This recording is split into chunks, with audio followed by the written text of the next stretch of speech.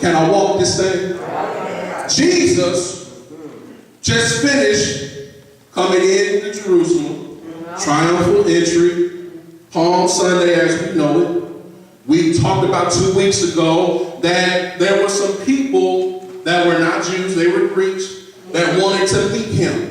They wanted to learn from him. They wanted to get to know this man Jesus. And what we are seeing is all a part of the discourse that he was given, not only for the Greeks around, but for the Jews and anybody else who wanted to hear. He was already saying, in essence, in all these different dispensations and sections of teaching, from here to the end of the chapter, that his time had arrived for him to die and go up and be lifted up for the purpose he was sent. He was telling the people that this is the moment in time that my Father has sent me. I am not shying away from it, but I am about to tell you the impact of what needs to be done. Look at the text and what it says. In 27, it's basically saying that Jesus didn't have necessarily reservation about his call, but he had some troubling within his spirit. The troubling was not that he was concerned whether or not that he was supposed to do what he was called to do, but he had, like everybody has, just a little bit of apprehension because things are about to happen.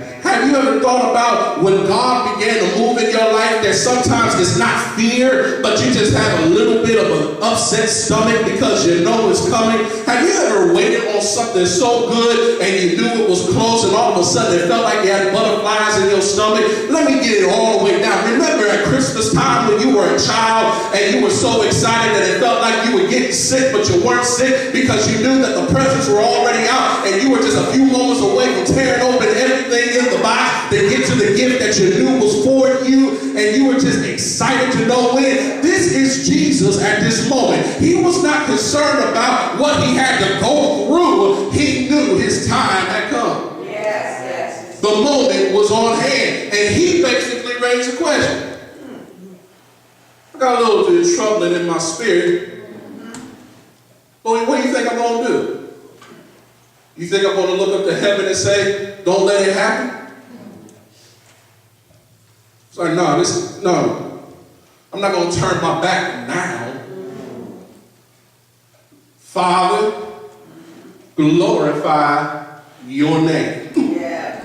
He has submitted himself in such a way that he knew where he was, he knew what time it was, but he was not going to turn his back on his purpose. Let me put a pin there for a second. This is for somebody in here right now. God has been speaking purpose into your life for a long time. All right. And all he's waiting on is for you to just say, I yield. You're wondering what the troubling is. You wonder what all this stuff in your spirit is. He's been trying to get you positioned for a change for a long time, and all he wants to do is get out of you, Father, glorify your name.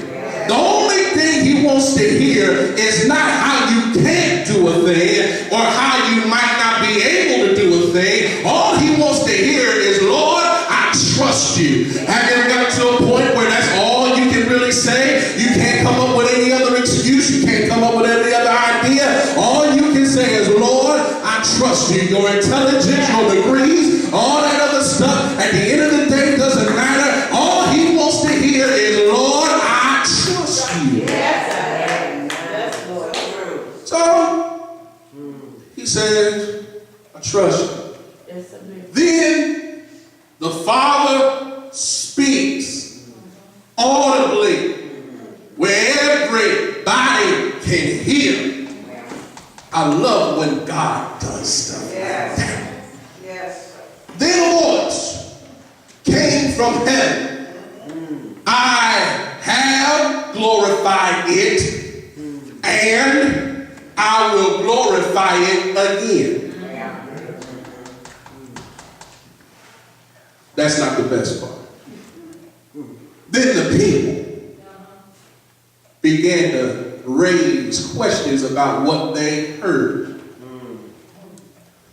Some said it was thunder. And a few said an angel. was speaking. There are some people in your life that will hear or witness, let me say that's a better word, they will witness the move of God in your life. And some people will not be able to differentiate between God speaking and things happening. Let me prove my point. You had two groups of people. One group said it's thunder. Yes, sir. That's a natural occurrence. Yes, it is. And the others may not know it was God himself, but they had enough insight to say that this was not a natural occurrence. Then Jesus says, the voice you heard was not for me, but it was for you. The things going on in your life right now where God is trying to move and show his glory, guess what? It ain't just for you.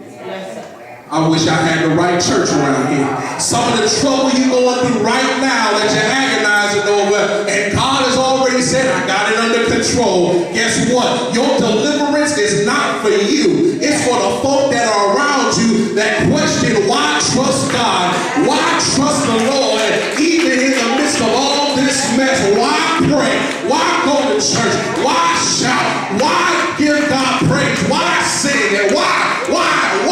When God moves in your life, it's not just for your deliverance. It's for folk to see that this could not be me, but it had to be the Lord showing up on my behalf.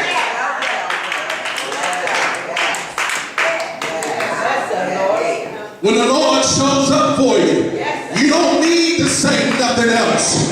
When the